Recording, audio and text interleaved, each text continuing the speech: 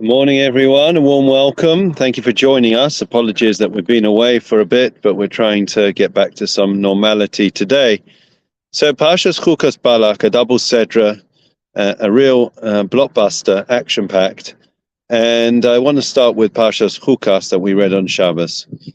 Parshas Chukas, of course, is made famous essentially because of the dispute regarding water, what we call Mei River, the dispute over the waters. And of course, it led to Moshe hitting the rock, and as a consequence, he was not allowed to lead the Jewish people into the land of Israel. And much ink has been spilled about why it was and what he did that was so wrong. At the end of the day, he was told to take his staff. 40 years earlier, he'd also been told to take his staff and hit the rock. So now he's been told to take his staff and hit the rock. What was wrong? What had changed? Why is it now that it would be inappropriate for him to, it was inappropriate for him to hit the rock? At the end of the day, it would still be a miracle, still be, restore the faith of the Jewish people. Why is it that he had to speak to the rock? And the answer, of course, is that if we understand the context, so much of life is all about context, isn't it? Good morning, David. Good morning, Peter. Good morning, Carol. Good morning, Stan. Good morning, Estelle. Welcome back. It's all about context. Very often we judge people, don't we? And we're quick to make assumptions without understanding the context in which we live, in which people are struggling. So therefore, if somebody's maybe a bit abrupt or they're terse, or they're not as friendly, or they may be a bit quieter than usual, we make assumptions about them. We make accusations about them. But that's not the case. Very often we have to understand where people are coming from. And Moshe was when the Jewish people were pressuring him for water, he referred to them as Shimuna Hamorim. Listen to me, you rebellious people. In other words, Moshe did a disservice to the Jewish people in his zealousness and passion and loyalty to the Almighty, in referring to the Jewish people in those rather derogatory terms.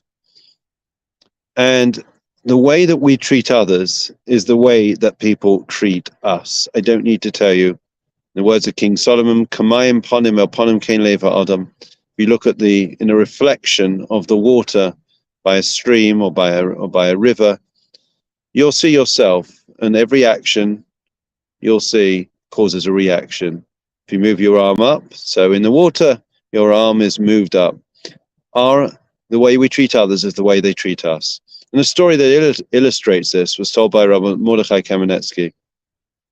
Relates to his Rebbe, his teacher of Mendel Kaplan, I believe his name was, who an old man who found himself lost in. This is the days before Waze, before we had Google Maps, and therefore you may recall, Estelle, you may recall, Stan, you may recall that the way was that you pulled down the window or you got out your car and you asked a stranger for directions.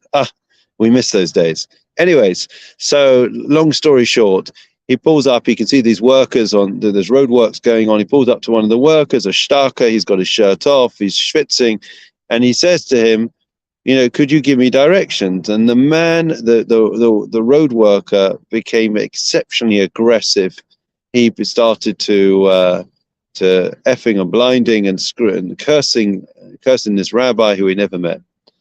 And the rabbi, rather than responding kind or rather than take offense, he got out of his car, he put his arm around this worker, and he said to him, I want to tell you something. I was just thinking about what you're doing, and I know it's exceptionally hard work on a very hot day, but I'm thinking about the number of people that are going to benefit from your hard work. Men, women, and children, old and young, are going to be able to go about their business, are going to be able to make those vital trips. And it's all because of you. So I want to thank you on my behalf, on behalf of others, for the extraordinary efforts that you're doing in fixing this road. Well, the response was instant, and the tone and the whole genre of this person changed, this road worker, and all of a sudden he became exceptionally affable, malleable, and helpful. And he pointed out the directions to Rabbi Mendel, and he even escorted him part of the way to make sure he went in the right direction. What changed? What changed in this true story? The answer is, it's all about the way we treat other people. The way we treat others is the way they treat us. And therefore, this, of course, Moshe was judged exceptionally harshly because of the lofty standards and levels that he reached, which are unimaginable for us. But nonetheless, there is certainly a lesson for us. We should not be quick to judge others, and we have to ensure that we treat everyone the way we would want to be treated, giving everyone the benefit of the doubt, believing in them. And if we are able to do so, there is no question in my mind that we will see a different society, a different world, different relationships around us, one which is filled with warmth, mutual respect and understanding, and ultimately love and peace. Wishing you all well. Have a great day. Lovely to see you. Please God, same time, same place tomorrow.